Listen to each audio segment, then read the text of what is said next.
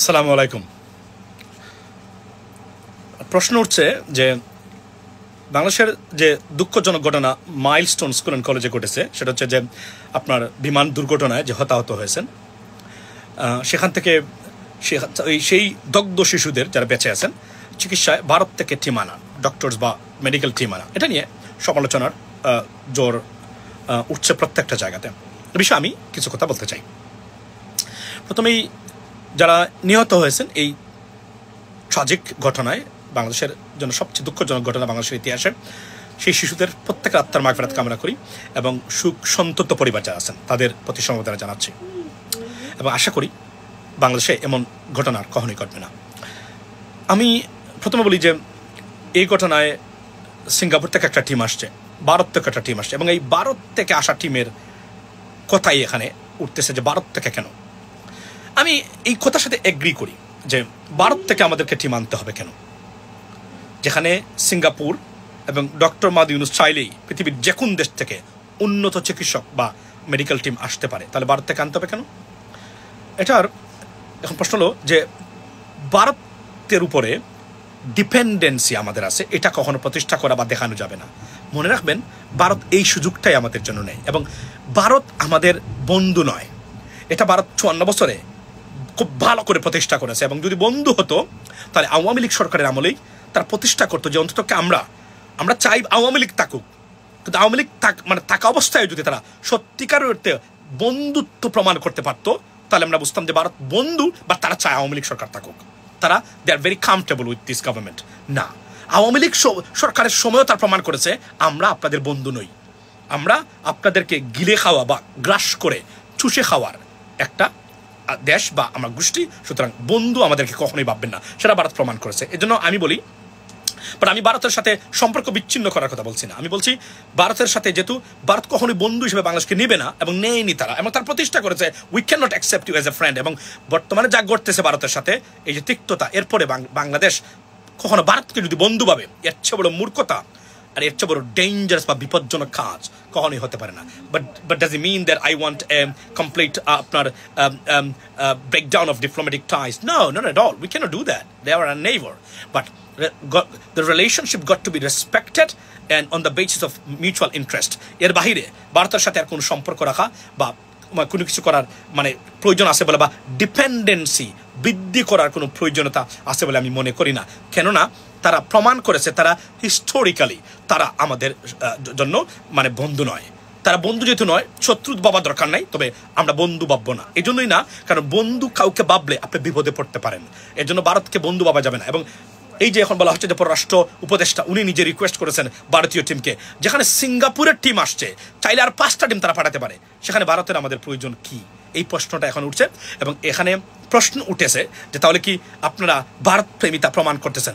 এই সরকারের অধীনে যদি কেউ ভারত প্রেমিতা প্রমাণ করতে চান, আপনি বাংলাদেশ বিরোধী বা বাংলাদেশ দ্রোহী হিসাবেই চিহ্নিত হবেন। কেননা এই সরকারকে ভারত গিলে এবং একদম চুষে খাওয়ার অবস্থায় সাইকোলজি বা মেন্টালিটি নিয়ে বসে আছে, সুযোগ পেলেই গিলে খাবে। কেননা তারা মনে করে যে এই সরকার এবং বর্তমান বাংলাদেশ ভারতের জন্য ন্যাশনাল সিকিউরিটি থ্রেট। এটা ভারত লিখে রেখেছে এবং ভারতের গোয়েন্দা সংস্থার রিপোর্ট এবং ন্যাশনাল সিকিউরিটি ইস্যু যেগুলো, সেখানে বাংলাদেশকে তারা ন্যাশনাল সিকিউরিটি থ্রেট হিসাবে আবির্ভূত চিহ্নিত করেছে। তারা বাংলাদেশিদেরকে, বাংলাদেশ পুলিশকে, বর্তমান ইউনিস গভর্নমেন্টকে। এর বাহিরে গিয়ে অতিরঞ্জিত এবং অতি আবেগী কাজ করতে গেলে দেশকে বিপদে ফেলবেন আপনি। So therefore do not do that. তারপরে এই জন্যই আমি ভারত থেকে টিম আনা, যেহেতু অ্যালটারনেটিভ আছে, যদি অ্যালটারনেটিভ না থাকতো আমি বলতাম মানুষের জীবন সবার আগে, not a problem, accept it or call for it. But যেহেতু আমাদের alternatives আছে, and there are many alternatives for it, why we have to bring them from India? This is the biggest question, ladies and gentlemen. এটাই ছিল সবচেয়ে বড় প্রশ্ন এখন। তাহলে কি আপনারা অতি উৎসাহী এখনো বাংলাদেশের গভর্নমেন্টে আছে? এটাই আমার প্রশ্ন। ভালো থাকবেন, অন্য সময়। আসসালামু আলাইকুম।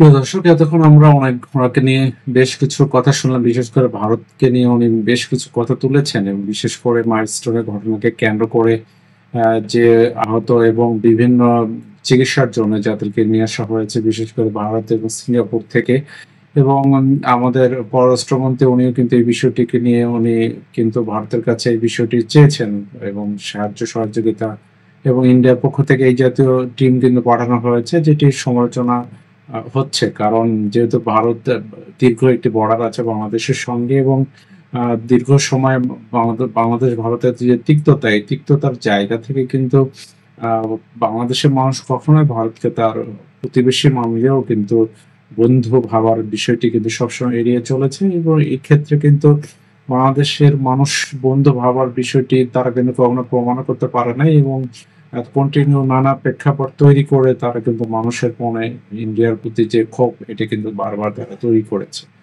তো সেই বিষয়গুলো যদি আমরা সামনে নিয়ে আসি, তাহলে এখনকার সময় ভারত থেকে এইরকম একটি টিম নিয়ে আসা যে বিষয়টি, এটি কিন্তু অবশ্যই সমালোচনা হয়েছে, যেটি আমরা বলবো তাদের দক্ষতা এবং তাদের বোঝের বিষয়টা কিন্তু অবশ্যই আমরা এই বিষয়গুলো দেখা উচিত।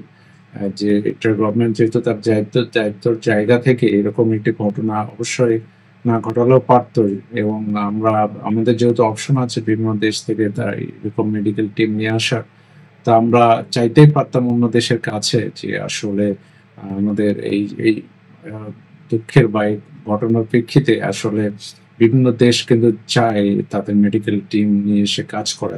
এটিও তার একটি ইমেজের বিষয়, এবং বিশ্ব আহ, যে নিউজগুলোর ক্ষেত্রেও তাদের দেশের ইমেজ তৈরি করার ক্ষেত্রে কিন্তু এটি গুরুত্বপূর্ণ ভূমিকা পালন করে। তো সেই দিক থেকে আমরা বলবো বাংলাদেশের যেহেতু অপশন আছে, সেই ক্ষেত্রে বাংলাদেশ চাইলেই কিন্তু এই বিষয়টি ইন্ডিয়া করে বিশেষ করে এড়িয়ে এড়িয়ে চলার মাধ্যমে কিন্তু অন্য দেশ থেকে নিয়ে এসে এই কাজটা করতে পারতাম। কারণ রিসেন্টলি বিভিন্ন ঘটনার প্রেক্ষাপটেও কিন্তু আমরা দেখেছি যে বিভিন্ন রিসেন্টলি বর্ডারে কিন্তু 2 জন মানুষ হত্যার ঘটনাও কিন্তু ঘটিয়েছে। তো এই বিষয়গুলো কিন্তু তিক্ততা মানুষের মনে আছে। অতএব আহ, তার যে জায়গাগুলোতে যারা আছে তারা অদক্ষতার প্রমাণ দেওয়ার মাধ্যমে কিন্তু এই বিষয়গুলো আসলে দুঃখজনক।